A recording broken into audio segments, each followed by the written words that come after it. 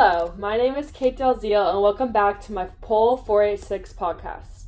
On this episode, we will be discussing the Iron Lady of Raisa Gorbachev. Raisa Gorbachev was Mikhail Gorbachev's wife, confidant, general, and advisor. Her role is severely underrated in her influence in Gorbachev's leadership and in her representation of the ideals of perestroika and glasnost. In this episode, we will be dissecting Raisa, her life, her studies, her influence on Gorbachev, and her influence on the birth of perestroika and glasnost. I have come to spend a lot of time with researching Raisa, and I believe her role in history is severely underrated. So let's jump into it.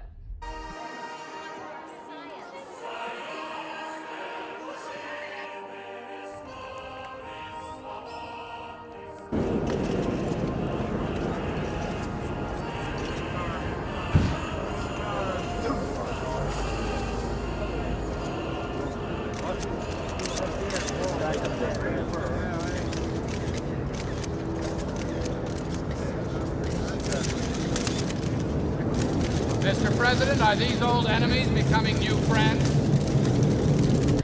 Raisa was born to a poor peasant family in Rusak, Siberia. Her father, Maxim Andreevich, was a railway worker, and her family moved a lot based on his assignments. Her mother, Alexandra Pavlova, took care of the house and all of her siblings. They lost a lot due to Stalin, including all of their land and their grandfather. However, Raisa was still a big believer in the revolution and a big believer in the power of socialism.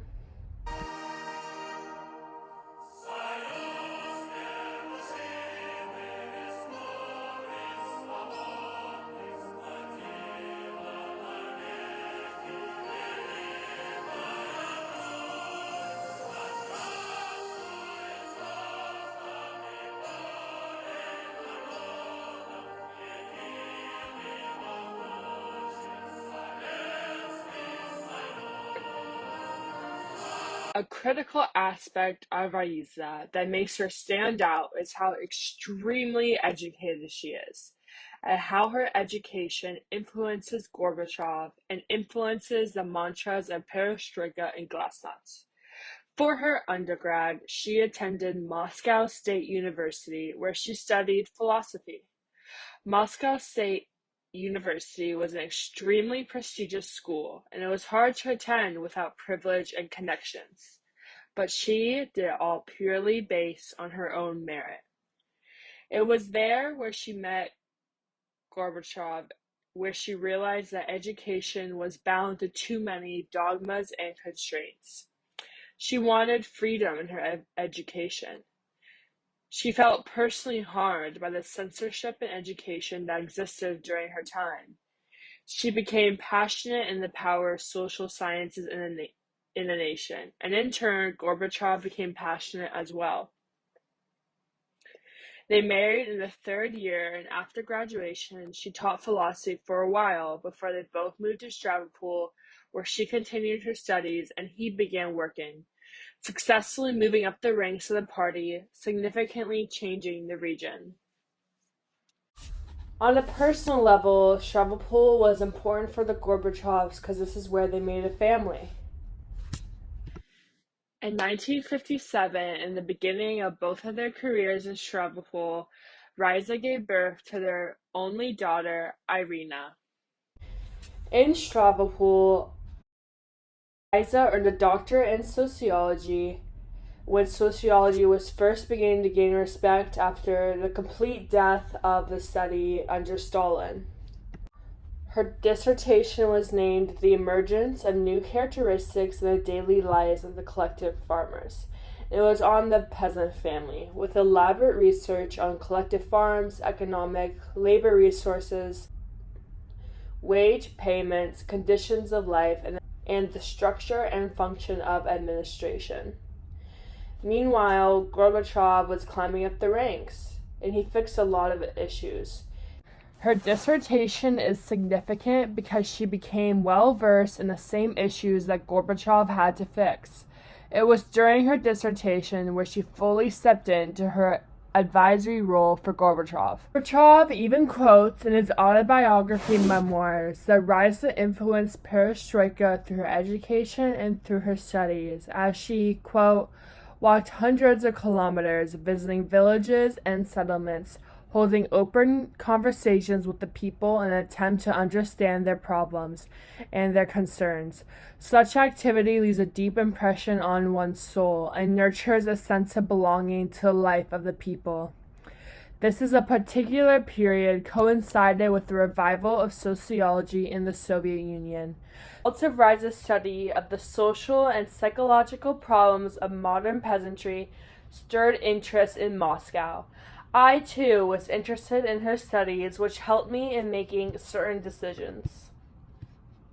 And he's also even quoted to say, for me, perestroika began in 1970 in the Stavropol region. And while they were both working in Stavropol, they both helped each other with their work.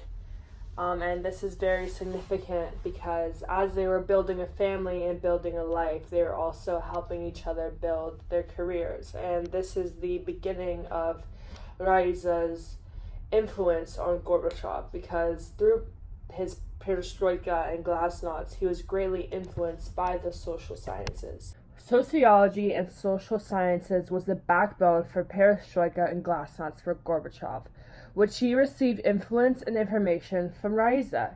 He is even quoted saying, "The process of active renewal of society, which is taking place before our eyes, greatly changes the demands for social sciences." And perestroika means a decisive turn towards science, a business-like partnership between it and practice with the view to achieving the highest end results.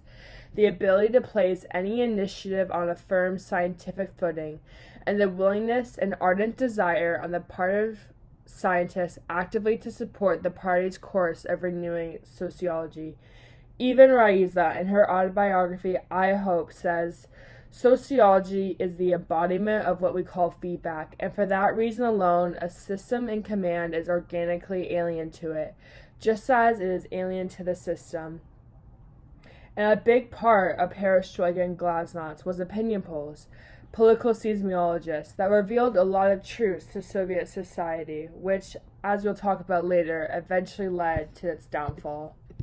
Personally, I agree with Gorbachev's statement that perestroika was born in the Stavropol region, because it is where Mikhail and Raisa began to feed off of each other's ideas and studies, and together create the idea of this ideal Russian society built on perestroika. Her influence on Gorbachev is unmatched because of this birth. After almost 20 years in the region, they moved to Moscow again, where Gorbachev was appointed General Secretary. It was then that their lives changed forever, and where Raisa truly became a symbol of perestroika, a symbol of the modern Soviet woman, all the while continuing to be a political advisor to Gorbachev on top of a partner. Good evening, I'm Ted Koppel, and this is Nightline. Во государство Константина Устиновича Черненко. This time, the Soviets seem to have opted for a long-term change. The man who took charge within hours of Konstantin Chernenko's death represents a new generation. But what else does he represent? Died. And now a 54-year-old has taken over, someone who, theoretically at least, will be around for a generation. Get used to the name, Mikhail Gorbachev. According to at least normal life expectancy, Gorbachev should have plenty of time to put his mark on Soviet affairs. The economy was stagnating, there were shortages, and the quality of goods was very poor. To tackle these ills and to revive a decrepit economy, Gorbachev called for reconstruction, or perestroika, and a new spirit of honesty, glasnost. He said, there are two roads we can take. We can either tighten our belts very, very tightly and reduce consumption, which the people will no longer tolerate, Or we can try to diffuse international tension and overcome the disagreement between East and West. People, you can't have Mikhail Gorbachev without having Raisa Gorbachev. Just how much of a confidant, as well as being a wife, an ally, and an advisor to you was she? Some people go as far as saying that we married in order to go into politics. That is all sheer nonsense. We became man and wife when we were third-year students at the university, when she was 21 and I was 22. And it was entirely our personal relationship, the relation between a man and a woman, that came into play there. And of course we also had a lot in common in terms of our life, our character. We became very close as man and woman and as human beings, as friends, and that was extremely important.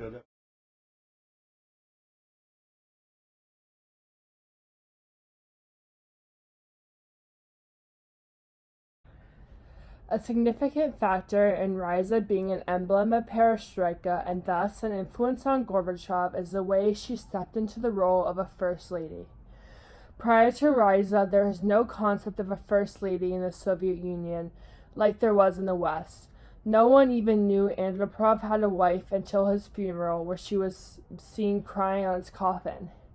She was a modern, progressive first lady of the Soviet Union that appealed to Western foreign countries, but was not officially authorized in the USSR.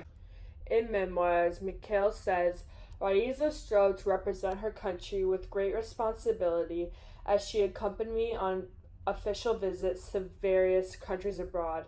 For her, as for me, the most important thing was to carry out with dignity the mission that fate had given to us.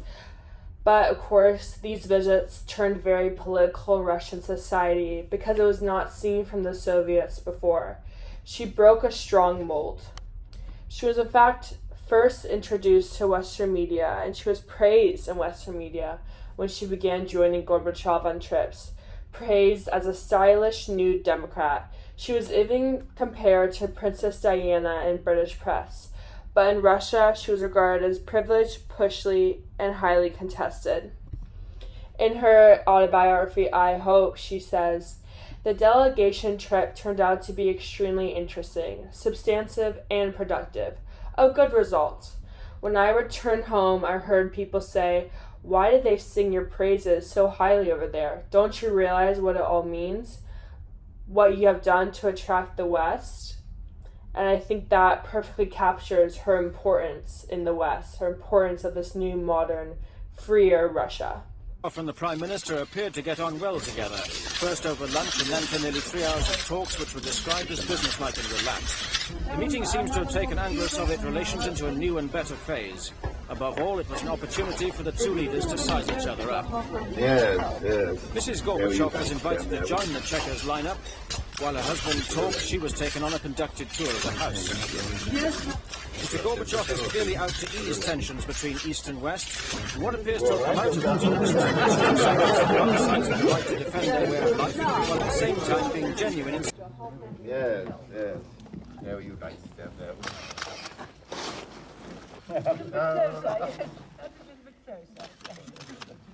Может быть, вот так.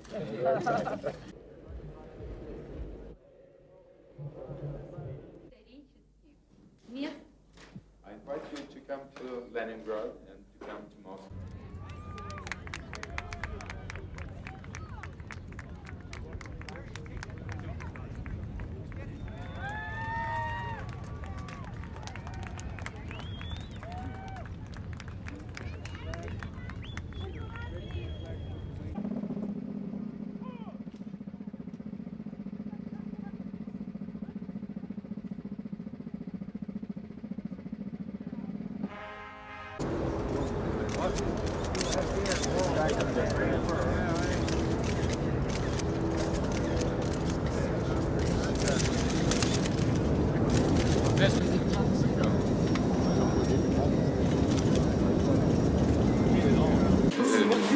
Sir, I will do something with it all. This is really... Raisa stepping into this First Lady role really shook the world and shook Russia, and Mikhail and Raisa were both really surprised for this. Mikhail says, the appearance of the General Secretary and his wife in public had an effect that was no less than the policy of perestroika. Really, nothing out of the ordinary happened, and we kept things simple.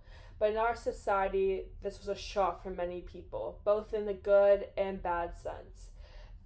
Some expressed bewilderment in the appearance of Raisa at my side on various occasions, in particular during my trips, saying, who does she think she is, a member of the Politburo? The simplest answer would have been, no, she is my wife. But how could I explain this to the people who are reared in the traditions? And I think it's important to emphasize his point that nothing out of the ordinary happened. She wasn't in meetings with Reagan and Gorbachev. She was doing typical First Lady activities, typical Western First Lady activities.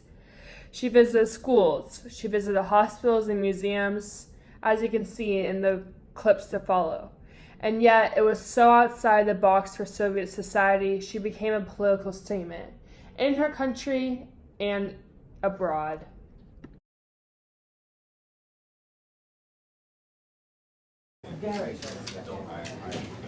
Я тоже благодарю за это приглашение и за возможность посетить это удивительное учреждение, детское. Rebecca, can you come? This is the director of the museum. The genius behind this. This is Anne Lewin, and Anne will take you. The three of us will take you on a tour.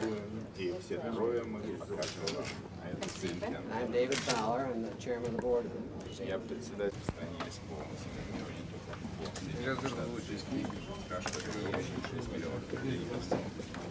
В театральном обществе была в Москве, в Зеленогородском музее была выставка, в журнале «Смена» была выставка. В журнале «Смена». Да. Я, к сожалению, не видела.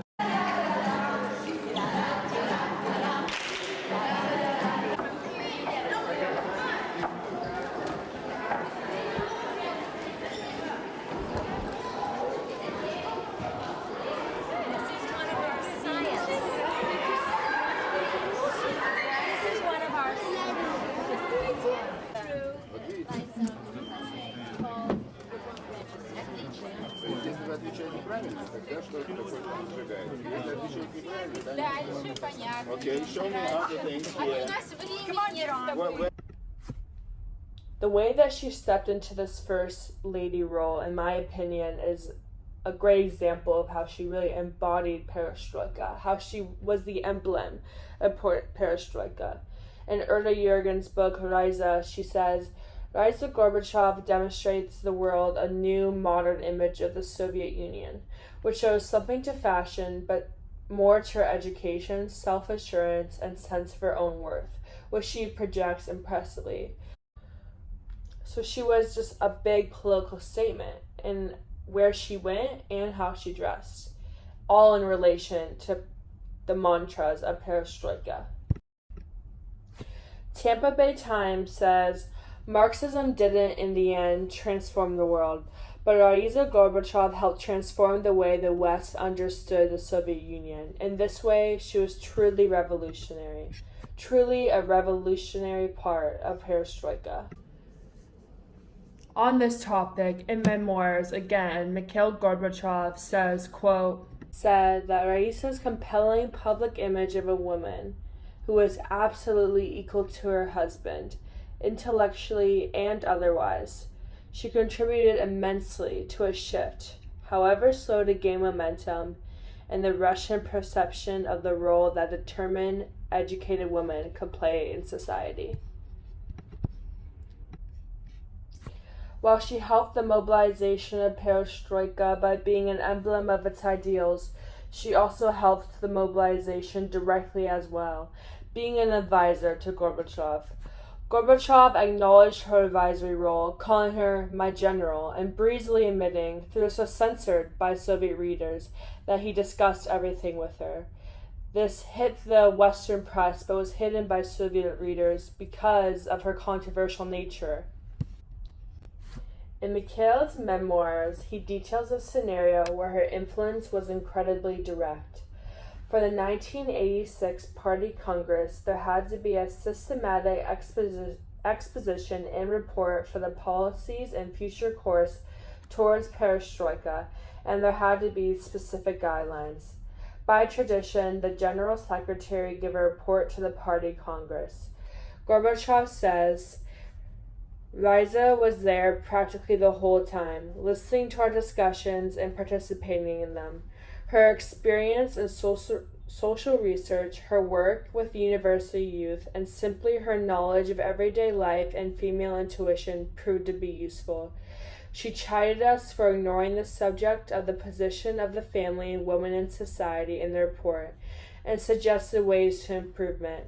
It is true, all through our history we loudly proclaimed slogans about the equality of women and their participation in the government of the country. But in practice we are behind, not only Western countries, but also the Eastern countries in this matter. Today I regret that there are no women in the Gorbachev leadership. There are none in Yeltsin's either. It's important to note here that Raisa was an incredible feminist. The position of women in Soviet society was incredibly important to Raisa. She had meetings with women's committees and organizations in Ukraine, Baltic regions, and Uzbekistan, where she would get assignments to work on specific problems.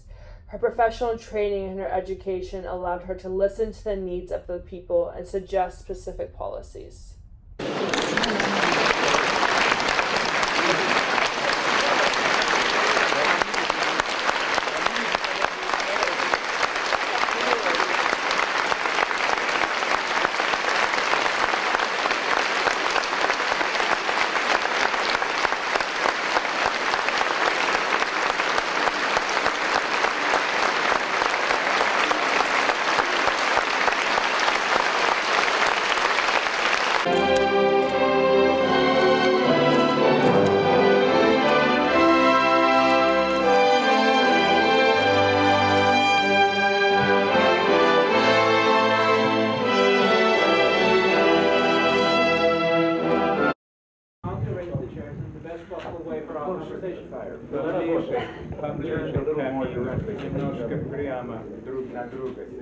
Can we assume you're getting along well, gentlemen? You seem to be having a good time. Отношения? Кажется, у вас все хорошо.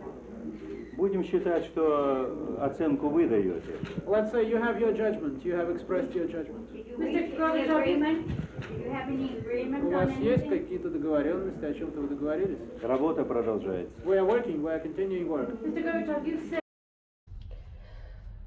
Raisa also served as Gorbachev's advisor in helping him stay in correspondence with the people. In I Hope, she speaks on her role of responding to letters, reading newspapers and magazines, new books, and new studies.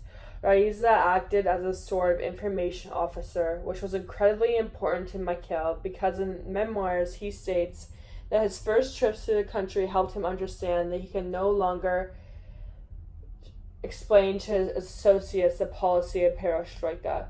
No matter how little time he had, he would have to continue to direct communication with the people, to see with his own eyes what was happening and to understand the minds of both the big chiefs and the little chiefs, which Raisa helped him understand when he didn't have the time.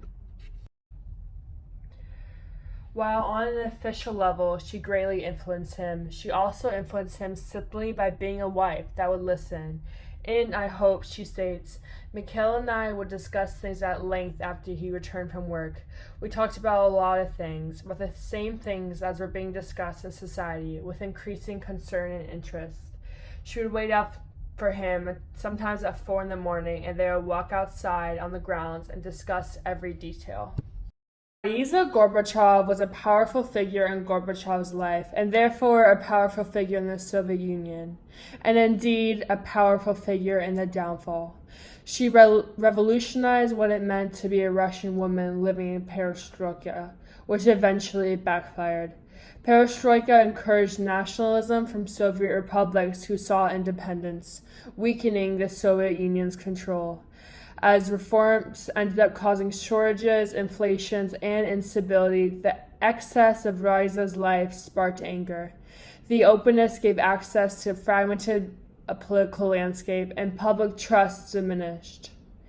In I Hope, Raisa says, quote, "For me, it is one most difficult moral test of perestroika, the specific way people behave, what they say, and what they do. Still, till her death, she was passionate about the potential of perestroika, the potential of a society that she and Mikhail spoke about since they were in undergrad." Here are some clips from the disaster that perestroika caused. In Moscow, the hammer and sickle is lowered for the last time, and an era comes to an end.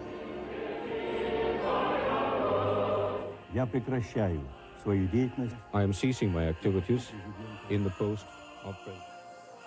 А все было на мази смотри. И представляете, если бы раскол и борьба за власть в стране такой, как наша, перенасыщенной оружием, включая и ядерное, это значит, что Горбачев для того, чтобы удержаться у власти, пошел на вот это все. Людей бы сколько угробили, разрушений, все. Нет, это не мог допустить. И моя победа состоит в том, что я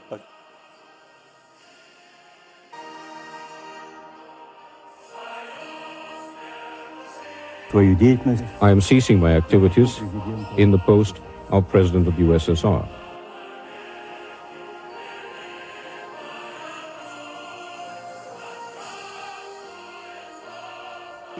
Perestroika was a difficult process in our country.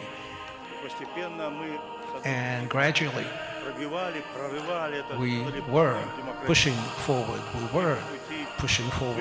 Toward this democratic breakthrough, toward the end of the totalitarian system in our country.